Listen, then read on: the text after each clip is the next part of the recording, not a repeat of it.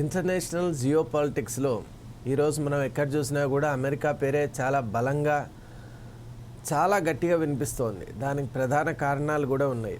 ఒకవైపు ఇరాన్తో యుద్ధం, అలాగే మరొక వైపు సోవియట్ యూనియన్తో కోల్డ్ వార్, అలాగే చైనాతో ట్రేడ్ వార్. ఇలా చూసినట్టయితే అమెరికా ఒక సంచలనంగా మారుతోందా అంటే అవుననే అనిపిస్తుంది. దీనికి తోడు ఒకవైపు వెనిజువేలా, క్యూబా, గ్రీన్లాండ్, వీటిపై అమెరికాకు ఉన్నటువంటి ఫోకస్. మరి ఈరోజు మనం ఇంటర్నేషనల్ అనాలిసిస్లో క్యూబాపై అమెరికాకు ఉన్నటువంటి ఫోకస్ ఏంటి, అసలు దీని వెనుక ఉన్నటువంటి ఒక హిస్టారిసిటీ అంటే చారిత్రాత్మకమైన నేపథ్యం ఏంటి ఇప్పుడు తెలుసుకునే ప్రయత్నం చేద్దాం. క్యూబా ఇండిపెండెన్స్ డే మే 20th 1959లో ఇండిపెండెన్స్ వచ్చింది. మరి ఈ సంవత్సరం మే 20th డొనాల్డ్ ట్రంప్ ఒక సంచలన ప్రకటన చేశారు.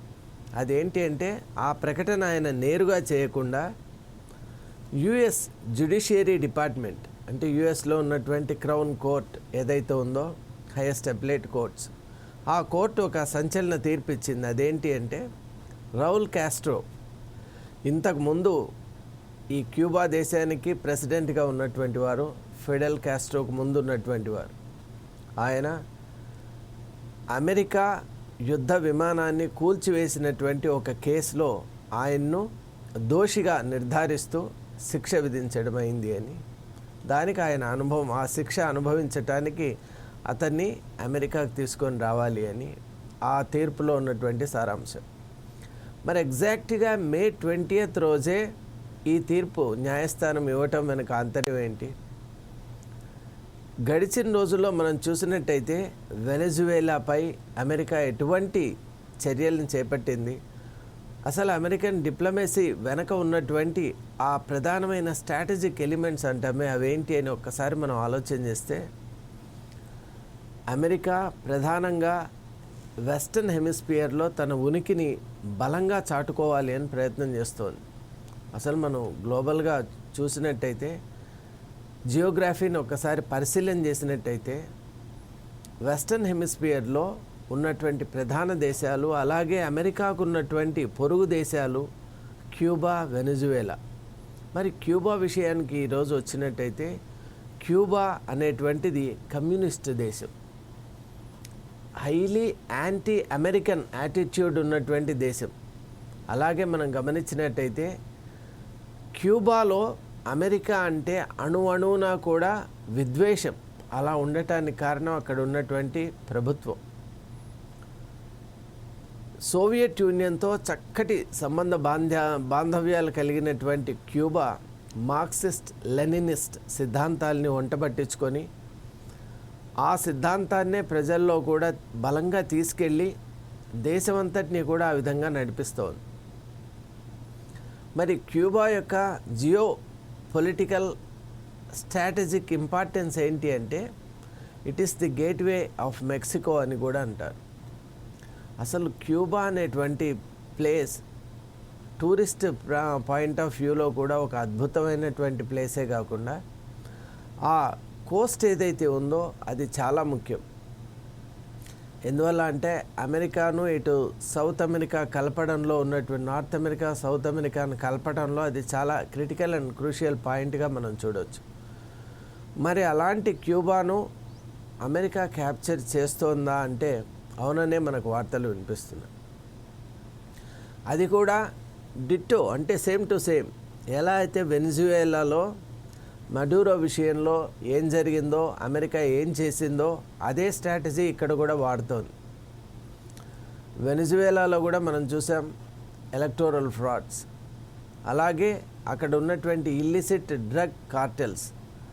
అమెరికా ఒకటే ఆరోపణ చేస్తోంది, వెనిజువేలా అమెరికాను ఈ డ్రగ్స్తో నిర్వీర్యం చేయాలి అనేటువంటి ఒక పన్నాగం, అలాగే తన ఎకానమీని బూస్టప్ చేసుకోవడానికి అమెరికన్ పౌరుల్ని దెబ్బతీస్తోంది. ఎలా అంటే కొకైన్, ఫ్యాంటనిల్ అనేటువంటి ఇల్లీగల్ బ్యాండ్ డ్రగ్ సబ్స్టెన్సెస్ ఏదైతే ఉన్నాయో వాటిని అమెరికా భూభాగంలోకి చొప్పిస్తోంది. అదీ కాకుండా ఇల్లీగల్ మైగ్రేషన్స్ కూడా పెరిగిపోయినాయి. ఎందువల్ల అంటే అక్కడ ఎలక్టోరల్ ఫ్రాడ్స్ వల్ల గొంజాలిస్ అనేటువంటి అపోజిషన్ వ్యక్తి భారీ మెజారిటీతో గెలిచినట్టు అక్కడ ఆధారం ఉన్నా కూడా మడూరో మళ్ళీ తననే ప్రెసిడెంట్గా అఫీషియల్గా డిక్లేర్ చేసుకోవటం, అసలు డెమోక్రసీ అనేటువంటి పదానికి ఆయన పూర్తిగా ఒక మనం ఏమని చెప్పాలి, నిజంగా డెమోక్రసీ అనే పదాన్ని వెనజువేలాలో సరి అయినటువంటి సముచిత స్థానం ఇవ్వకుండా దాన్ని తుడిచిపెట్టి వేసేటువంటి ఒక ప్రయత్నం చేశాడు మడూరో. సరే, తప్పులైతే అక్కడ మడూరో విషయంలో ఉన్నాయి, కానీ అమెరికన్ ప్రెసిడెంట్ డొనాల్డ్ ట్రంప్ తీసుకున్నటువంటి నిర్ణయం, చేసినటువంటి నిర్వాహకం ఏంటి? ఆ దేశంలో సరైనటువంటి ప్రభుత్వాన్ని ఏర్పాటు చేయాలి. కానీ ఇప్పుడు అమెరికన్ ప్రెసిడెంట్ ఉద్దేశం ఏంటంటే ఆ దేశాన్ని తన స్వాధీనం చేసుకోవాలి. సరే, అమెరికా చేస్తున్నటువంటి ఈ ప్రయత్నాలు ఎలా ఉన్నాయంటే, ఒకవైపు అమెరికా తన యుద్ధ నౌకల్ని మోహరించడం, యుద్ధ విమానాల్ని పంపించడం, వీటన్నిటి ద్వారా ఏం చేస్తోందంటే క్యూబా విషయంలో ఇప్పుడు ప్రస్తుతం కూడా యుద్ధ నౌకల్ని మోహరించి పెట్టింది. ఏ నిమిషంలో అయినా రౌల్ కాస్ట్రో అరెస్ట్ కాబడతాడు. మరి ఈ రెండిటి మధ్య సిమిలారిటీస్ మనం చూసినట్టయితే, అక్కడ మడూరో వెనిజువేలాలో ఇప్పుడు క్యాప్చర్ చేయబడి బందీగా ఉన్నాడు అమెరికన్ చేతుల్లో. మరీ ముఖ్యంగా మచాడో గురించి మన అందరికీ తెలుసు. Corina Machado Nobel prize winner for this year, మరి ఫర్ ది లాస్ట్ ఇయర్. మరి మనం చూసినట్టయితే మచాడో విషయంలో మచాడోకు ట్రంప్కు ఉన్నటువంటి సాన్నిహిత్య సంబంధం వల్ల మడూరో అరెస్ట్ చేయబడ్డాడనేటువంటి వార్తలు కూడా వచ్చాయి. వాటిలో ఎంతవరకు నిజం ఉందనేది మనందరికీ తెలుసు. అయితే ఇప్పుడు చూస్తే అమెరికా ఫోకస్ ఒకటేనండి. ఇటు వెనెజువేలాలో ప్రభుత్వాన్ని బర్తరఫ్ చేసి తన స్వాధీనంలో ఉంచుకుంటూ ఒక రిమోట్ గవర్నమెంట్ను, అంటే అమెరికా చెప్పు చేతులతో ఉంటూ అసలు అమెరికానే ఇండైరెక్ట్గా నడిపిస్తూ ఉండేటువంటి ఒక ప్రభుత్వం అక్కడికి తేవటం. And the same strategy is being used with respect to Cuba also. క్యూబాలో మనం చూసాం, ఎప్పుడో జరిగినటువంటి ఆ విషయానికి ఇప్పుడు న్యాయస్థానం శిక్ష విధించడం, ఆ శిక్ష అమలుపరిచే విధానంలో రౌల్ కాస్ట్రోని ఇప్పుడు క్యాప్చర్ చేసి తీసుకువెళ్ళటానికి సిద్ధంగా ఉంది అమెరికన్ సేన. అలా క్యూబాలో అమెరికా తన ఉక్కు పాదాన్ని మోపాలనుకుంటోంది. దాని వెనుక ఉన్నటువంటి ఆంతర్యం ఏంటి అంటే, తన పొరుగు దేశాలైనటువంటి వెనిజువేలా అలాగే క్యూబాలో యాంటీ అమెరికన్ సెంటిమెంట్ ఏదైతే ఉందో దాన్ని పూర్తిగా తుడిచేయాలనేటువంటి ప్రయత్నం. ముఖ్యంగా ఇక్కడ క్యూబాలో అయితే కమ్యూనిజం చాలా ఎక్కువ. అసలు అది కమ్యూనిస్ట్ నేషనే కాబట్టి కమ్యూనిజం అనేటువంటిది క్యూబా నుంచి శాశ్వతంగా వెళ్ళిపోవాలి అనేటువంటి ఒక ఉద్దేశంతోనే అమెరికా ఈ చర్యలు చేపడుతోంది. మనకి ఇంటర్నేషనల్ అనలిస్టులు కూడా అదే చెప్తున్నారు. పొలిటికో, యాక్సియోస్ ఇవన్నీ కూడా చాలా స్పష్టంగా ఇటువంటి ఎవిడెన్స్నే మనకి ఇస్తూ ఉన్నాయి.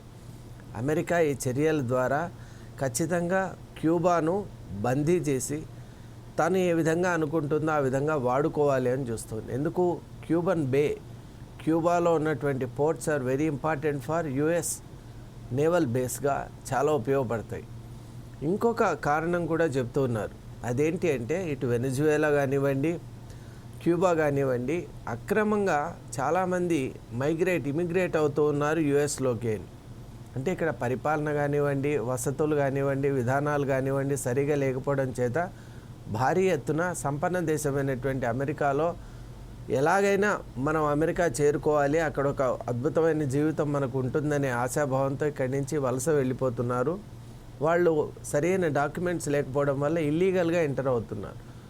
ఆ ఇల్లీగల్ గ్యాంగ్సే నోటోరియస్ డ్రగ్ గ్యాంగ్స్గా మారిపోవటం, క్రిమినల్ గ్యాంగ్స్గా మారిపోవటం. వీటి వల్ల ఏమవుతుందంటే అమెరికా క్లెయిమ్ చేయడం ఏంటి అంటే, మా దేశంలో సెక్యూరిటీ, సేఫ్టీ అనేవి తక్కువైపోతున్నటువంటి నేపథ్యంలో వలసలు ఆపాలి, ఈ ఇల్లీగల్ మైగ్రేషన్స్ని మేము డెఫినెట్గా కంటైన్ చేయాలి అనేటువంటి నేపథ్యంలో ఈ దేశాలపై ఎప్పుడైతే పట్టు సాధిస్తారో అప్పుడు డెఫినెట్గా ఇటువంటి వలసలు ఆగుతాయి. అలాగే అక్కడ ఉన్నటువంటి ప్రభుత్వాన్ని తాము శాసించవచ్చు. అలాగే రష్యా చైనా ఇన్ఫ్లుయెన్స్ కూడా జీరో చేయొచ్చు.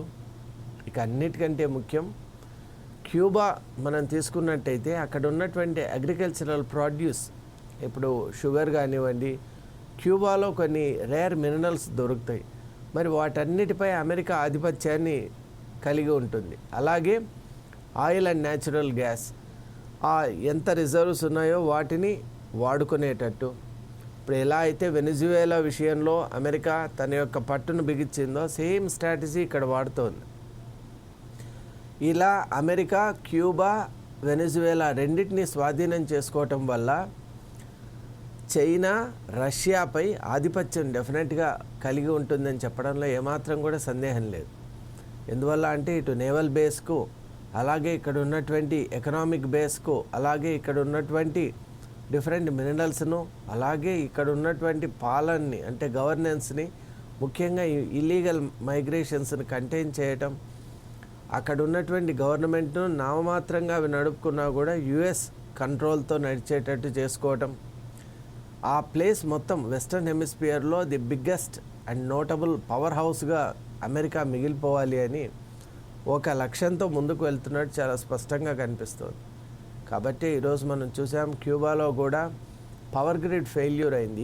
ఇప్పుడే మనం ఆ న్యూస్ కూడా వచ్చింది. లేటెస్ట్ ఏంటి అంటే పవర్ గ్రిడ్ ఫెయిల్యూర్ వల్ల అంధకారంలో ఉంది క్యూబా మొత్తం. మరి ఇది అమెరికాకు ఒక పెద్ద ప్లస్ అవుతుంది. అమెరికాతో కనుక ఇంటగ్రేట్ అయితే, అమెరికాతో కనుక ఒక రకంగా లింకప్ అయితే క్యూబాలో ఇప్పుడున్నటువంటి ప్రభుత్వాన్ని బర్తరఫ్ చేసి అమెరికన్ ఇంటగ్రేషన్ వల్ల వాళ్లకు అన్ఇంటరప్టెడ్ పవర్ సప్లై కానివ్వండి, ఎనర్జీ ఈకో సిస్టమ్ కానీ అక్కడ డెవలప్ చేసేటువంటి ఒక హామీలు ఇస్తుంది. న్యాచురల్గా ఫ్రస్ట్రేట్ అయి ఉన్నారు. ఇప్పుడు ఈ పవర్ గ్రిడ్ ఫెయిల్యూర్తో మనం చూసాం డిఫరెంట్ పార్ట్స్ ఆఫ్ క్యూబాలో అసలు కమ్యూనిస్ట్ కార్యాలయాలపై కూడా దాడి జరిగింది. అంటే ప్రజల్లో ఒక రిసెంట్మెంట్ వస్తుంది, ఒక నెగటివ్ థాట్ వస్తుంది. అంటే ఈ కమ్యూనిస్ట్ గవర్నమెంట్ మనం సరైన విధానంలో తీసుకొని వెళ్ళలేదనేటువంటి ఒక ఆలోచన వాళ్ళలో మొదలైంది. కాబట్టి that is a big plus for America. మరి అటువంటి సెంటిమెంట్తో అమెరికా క్యూబాకు మరింత దగ్గర కావాలనేటువంటి ప్రయత్నం చేస్తోంది. అదే క్రమంలో వెనెజువేలాలో ఏ విధమైనటువంటి మార్పును తీసుకొని రావాలని అనుకుంటుందో అలాగే క్యూబాలో కూడా తెచ్చుకోవాలనుకుంటుంది. ఇలా రెండు పొరుగు దేశాలని తన పవర్ కంట్రోల్లో కనుక ఉంచుకున్నట్టయితే డెఫినెట్లీ అమెరికాకి చాలా పెద్ద జియోపొలిటికల్గా, మిలిటరీ పాయింట్ ఆఫ్ వ్యూలో కూడా, డిఫెన్స్ పాయింట్ ఆఫ్ వ్యూలో, స్ట్రాటజిక్ సెక్యూరిటీ పాయింట్ ఆఫ్ వ్యూలో చాలా ఉపయుక్తంగా ఉంటుందని భావిస్తోంది. కాబట్టి అలాంటి పావులే కదుపుతోంది. మరి ఇంటర్నేషనల్గా కూడా దీనిపై అనేక చర్చలు, అలాగే యునైటెడ్ నేషన్స్లో కూడా దీనిపై అనేక రకాలైన వ్యాఖ్యలు వస్తున్నాయి. కానీ అమెరికా మాత్రం ఏది పట్టించుకోకుండా తను ఏది అనుకున్నదో ఆ లక్ష్యం వైపే ముందుకు సాగుతోంది. కాబట్టి డెఫినెట్గా వెనిజువేలాలో ఏర్పడినటువంటి విధానమే క్యూబాలో కూడా ఏర్పడుతుందని చెప్పడంలో ఏమాత్రం సందేహం లేదు. Thank you.